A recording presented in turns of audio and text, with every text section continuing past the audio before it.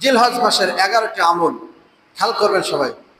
1 নম্বর, বেশি বেশি জিকির করতে হবে। দেখেন, জিকিরের হিসাব 11টা আমলের মধ্যে প্রথম স্থান দেওয়া হয়েছে। 1 নম্বর, বেশি বেশি জিকির করো। অন্য সময় যাই করেন, জিলহজ মাসের ধরেন একটা উদাহরণ, আজকে যদি চাঁদ ওঠে, জিলহজ মাস শুরু হলো, আজ থেকে শুরু করে ঈদের আগের রজনী পর্যন্ত প্রতি মুহূর্তে আগের চাইতে বেশি বেশি জিকির করতে হবে। এত ফায়দা এই জিলহজ মাসের 10 দিন।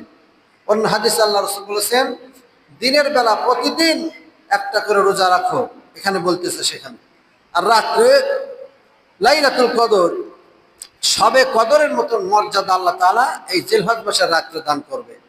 যে ব্যক্তি একটা রজনী ইবাদত করবে, একটা লাইলাতুল কদরের সমান সওয়াব তার আমলনামায় দেওয়া হবে। বলেন সুবহানাল্লাহ। তাহলে 1 নম্বর, বেশি বেশি জিকির করতে হবে। 2 নম্বর, নেক আমল বেশি বেশি করতে হবে। আগে যাই করেন, অন্তত এই 10 দিন একটু বেশি নেক আমল করতে হবে। 3 নম্বর, সকল গুনাহ থেকে মুক্ত থাকতে হবে। যাদের গুনাহ করার ইচ্ছা আছে বা অভ্যাস আছে, অন্তত এই 10 দিন একটু গুনাহ করা থেকে মুক্ত থাকতে হবে। 4 নম্বর, যাদের সামর্থ্য দিয়েছেন তারা যেন হজ করে। 5 নম্বর, যাদের সামর্থ্য আছে তারা কুরবানি করবে।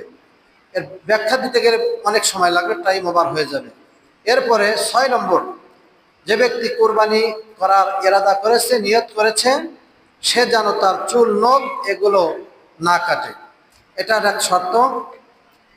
আল্লাহ রাসূল বলেছেন, যারা কুরবানি করবে এই চাঁদ উদিত হওয়ার পর থেকে মোষ, হাতের নখ, অবাঞ্ছিত লোমগুলো সে যেন না কাটে। আর এই হাদিসের ব্যাখ্যায় এক সাহাবী বলে, হুজুর, আমার একটা গাভী আছে, আমি সংসার চালাই, দুধ দহন করি, আমি কি কুরবানি করব? আল্লাহ রাসূল বলেন, না, তুমি হাতের নখ, চুলদারি, গোফ, অবাঞ্ছিত লোমগুলো রেখে দাও। কুরবানির সময় তুমি এসব কর্তন করো, একটা সওয়াব কুরবানি পেয়ে যাবে। বলেন সুবহানাল্লাহ। তাই যারা কুরবানি করবেন তারা আগামী বুধবারে চাঁদ উদিত হওয়ার সম্ভাবনা আছে ইনশাল্লাহ। বুধবারের আগেই বা বুধবারের দিন চুল নখগুলো সুন্দর করে পরিষ্কার করে রাখবেন। জিলহজের চাঁদ উদিত হওয়ার পর থেকে এসব কাটবেন না। আর যারা কুরবানি করার সমর্থন নাই, তারাও যদি আমলটা করেন তাহলে একটা কুরবানির সওয়াব পাওয়া যাবে। এই জন্যই আমরা উভয় আমলটা করার চেষ্টা করব। 7 নম্বর, বেশি বেশি তাকবীর পাঠ করতে হবে। এটা হলো তাকবীরে মুতলাক, আল্লাহু আকবার, আল্লাহু আকবার, লা ইলাহা ইল্লাল্লাহ, আল্লাহু আকবার, আল্লাহু আকবার, ওয়ালিল্লাহিল হামদ।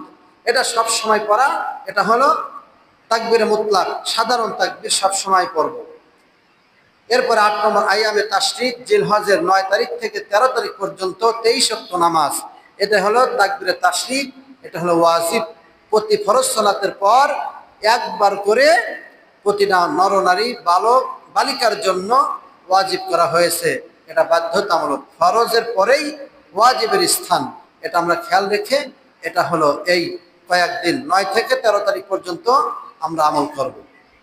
আর অন্য সময় খালি এমনি পড়ব। এরপরে 9 নম্বর, জিলহজের 1 থেকে 9 তারিখ পর্যন্ত রোজা রাখতে হবে। প্রথম থেকে 8 তারিখ পর্যন্ত যে ব্যক্তি একটা করে রোজা রাখবে, একটা রোজার পরিবর্তে 1 বছরের গুনাহ মাফ হয়ে যাবে। সুবহানাল্লাহ। আর 9 জিলহজ যে ব্যক্তি রোজা রাখবে, 1 বছর আগের, 1 বছর পিছনের 2 বছরের গুনাহ আল্লাহ মাফ করে দিবেন। বলেন সুবহানাল্লাহ। 9 নম্বর আমল, 1 থেকে 9 পর্যন্ত রোজা রাখবেন। 10 নম্বর, বিশেষভাবে আরাফার দিনে রোজা রাখা, মানে 9 তারিখে রোজা রাখা। 10 নম্বর, বিশেষভাবে আরাফার দিনে রোজা রাখা। আর 11 নম্বর আমল হলো ঈদুল আজহার অনেকগুলো সুন্নাহ আছে, সেই সুন্নাহগুলো আদায় করা। এই হলো 11টা আমল। জিলহজের 1 তারিখ থেকে ঈদের দিন পর্যন্ত এই যে সংক্ষিপ্ত কথা বললাম, এই আমলগুলো প্রতিটা নরনারী, বালক বালিকার জন্য, নাবালকের জন্য শর্ত না, যারা বালক হয়েছে।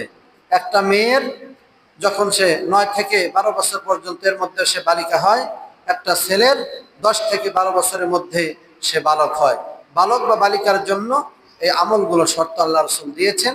আমরা সবাই এই আমলগুলো করব। আল্লাহ তাআলা আমাদের সবাইকে জিলহজের 1 থেকে ঈদের দিন পর্যন্ত এই আমলগুলো সঠিকভাবে আদায় করার তৌফিক দান। বলেন আমিন। আর বিশেষ করে আমরা সর্ব অবস্থায় দরুদ শরীফ পড়ব, আর সর্ব অবস্থায় আল্লাহর জিকির করব। একটু অবসর আছেন।